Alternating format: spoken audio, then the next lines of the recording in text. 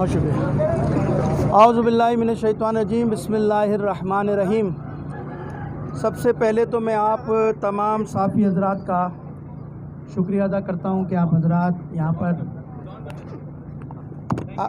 صحافی حضرات یہاں پر تشریف لائے اور ایک اہم مسئلہ جو اس وقت پاکستان میں بڑا ایشو جس کا ہے اس حوالے سے ہم نے آپ کو یہاں پر دعوت دی اور امید کرتے ہیں کہ آپ کے پاس بھی کچھ معلومات ہیں، کچھ معلومات ہمارے پاس ہیں۔ دعا زہرا کے اغوا کے کیس کے حوالے سے جو ایک سلسلہ شروع ہوا، گزشتہ کئی مہینوں سے ہم صورتحال کا جائزہ لے رہے تھے مسلسل، اور صورتحال کو بڑی گہرے نگاہوں سے دیکھ رہے تھے۔ آج جو علماء کرام اس کے درمیان حائل ہوئے اس کے چند بنیادی مقصد میں آپ کے سامنے بیان کروں گا۔ اس وقت ہمارے درمیان علماء کرام بھی موجود ہیں، خطبہ بھی موجود ہیں، ہمارے قومی ادارے کے حضرات بھی موجود ہیں، ہمارے ساتھ قاضی نورانی صاحب بھی موجود ہیں۔ ایک دو سنی علماء کرام اور بھی راستے میں آ رہے ہیں، تاخیر ہو گئی کیونکہ مجھے بھی ابھی سلسلے میں اسلام آباد جانا ہے یہیں سے ڈائریکٹ، تو اس لیے تاخیر کی زیادہ کر نہیں سکتے، آگے مجھے بھی سفر ہے۔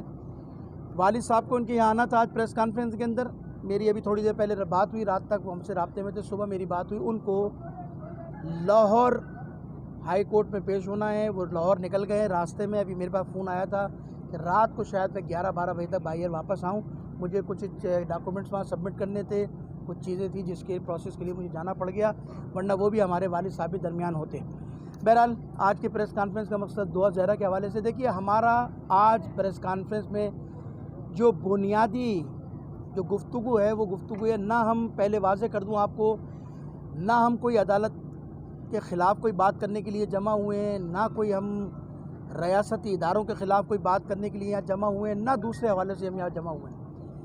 بڑا سیدھا سادہ اور بڑا ایک معقول سا ہمارا چند سوالات ہیں، اور وہ سوالات وہ ہیں کہ جو اس سارے پروسیس سے، چاہے وہ عدالتی پروسیس ہو، چاہے وہ انویسٹیگیشن کا پروسیس ہو، چاہے وہ ان کے والدین کے پاس جو سرکاری نادرہ کے سرٹیفکیٹ ہوں، اس کے دیکھنے کے بعد جو ایک صورتحال سامنے آتی ہے، تو ہم علماء کرام نے کیونکہ کچھ دن پہلے ان کے ساتھ بیٹھ کے، والدین کے ساتھ بیٹھ کے ایک اجلاس کیا تھا، میٹنگ کی تھی، اس کے حقائق کو سمجھنے کی کوشش کی تھی۔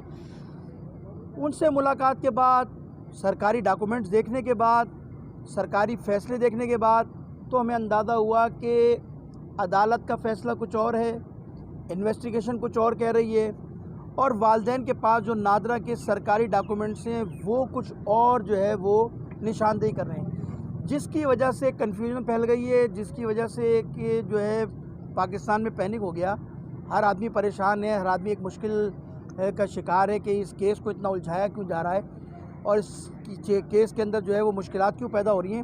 دیکھیے شرعی طور پہ دو باتیں میں آپ کو بتا دوں، شرعی طور پر لڑکی کا بالغ ہونا ضروری ہے، ٹھیک ہے، لڑکی شرعی طور پر بالغ ہے۔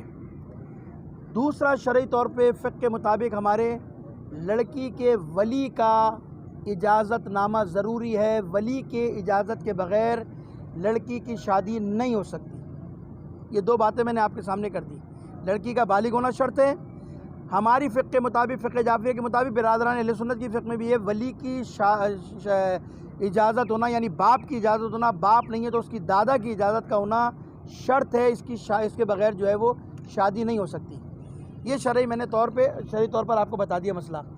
ایک مسئلہ ایک اور بھی شرط ہے، وہ ہے رشد ہونا، لڑکی کا جو ہے نا سمجھدار ہونا، معاملہ فہم ہونا، جی ہاں وہی رشیدہ ہونا، اس کی رشد کی منزل پہ پہنچنا، یعنی سمجھدار ہو، عاقل بالغ تو ہے لیکن سمجھ رکھتی ہو، سوچ بوجھ رکھتی ہو، معاملہ فہم ہو، یعنی ایک چھوٹی چھوٹی بچیوں کو عقل ہی نہیں ہے، شعور نہیں ہے بیچاری، وہ اپنا کیا فیصلہ کریں گی۔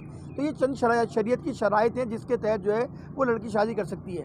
لیکن ایک مشکل جو ہمارے یہاں پر آ رہی ہے وہ آ رہی ہے قانونی پیچیدگیاں اور قانون کے جو تقاضے ہیں اس کے اندر تصادم اور تضاد نظر آتا ہے۔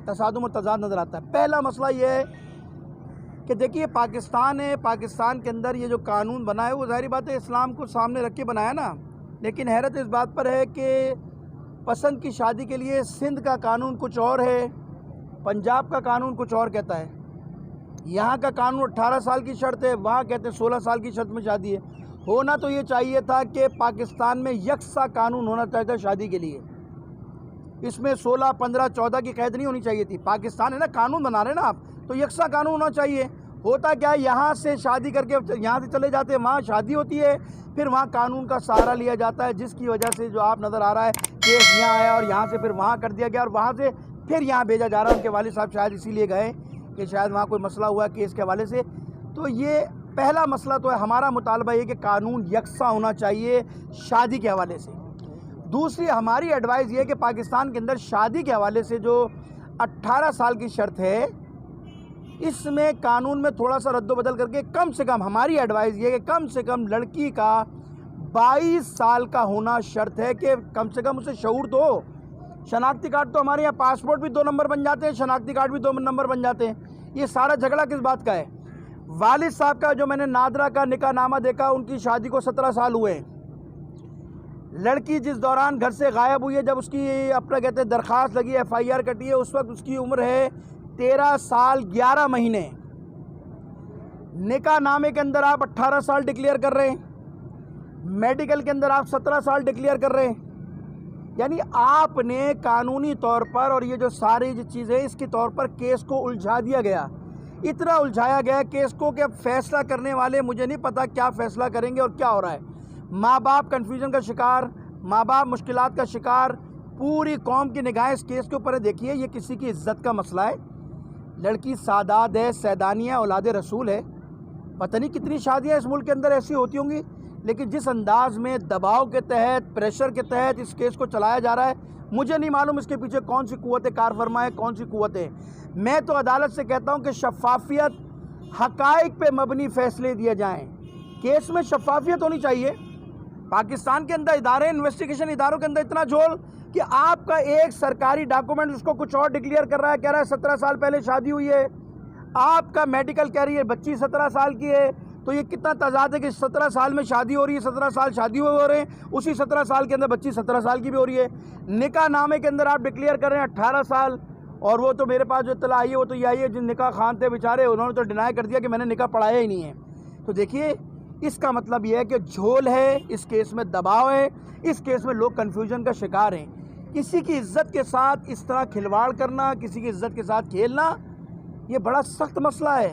لہٰذا ہمارا مطالبہ یہی ہے، ہماری ایڈوائز حکومت کو یہ ہے، ایک تو پہلے کوشش کیا جائے اس کے تقاضوں کو قانون کے پورا کیا جائے۔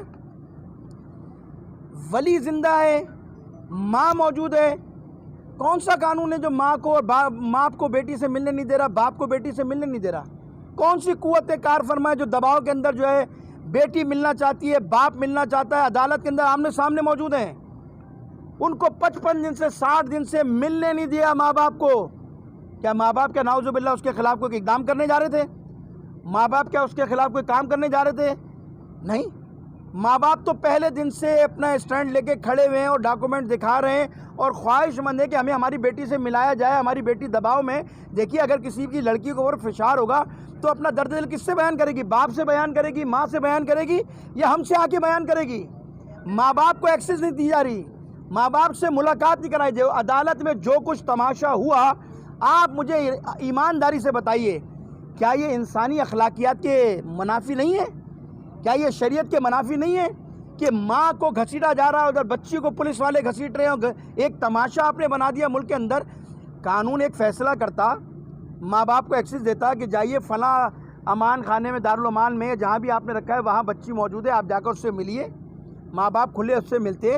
اگر بیٹی کو، اگر بالفرض بیٹی کہتی کہ میں لڑکے کے ساتھ رہنا چاہتی ہوں، تو ماں باپ کو کوئی کنفیوژن نہیں ہوتی۔ لیکن ایک طرف آپ دباؤ ڈال کے اس سے بیان دلوا رہے ہیں، ماں باپ سے اس کو کھینچا جا رہا ہے، گھسیٹا جا رہا ہے، جس کی وجہ سے یہ کیس جو ہے مشکلات کا شکار ہو رہا ہے۔